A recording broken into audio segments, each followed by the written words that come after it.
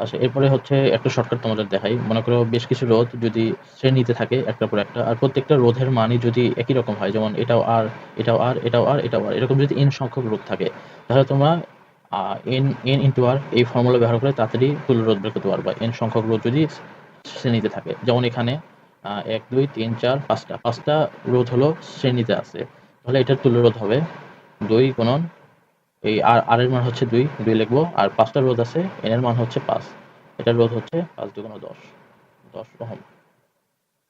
একইভাবে n সংখ্যক রোধ যদি সমান্তরালভাবে বা প্যারালাল ভাবে থাকে, তাহলে এটার একটা শর্টকাট আছে। তোমরা r equal to r divide by n এটা ব্যবহার করে এটা তুল্য রোধ বের করতে পারবো। যেমন এখানে ৬টা রোধ, ৬টা রোধের মানই একই, মানে ৬টার মানে যদি r হয়, r ইকুয়াল যদি ১০ ওহম আমরা ধরি, তাহলে এটার আমরা তুল্য রোধ বের করবো r ইকুয়াল টু 10/6।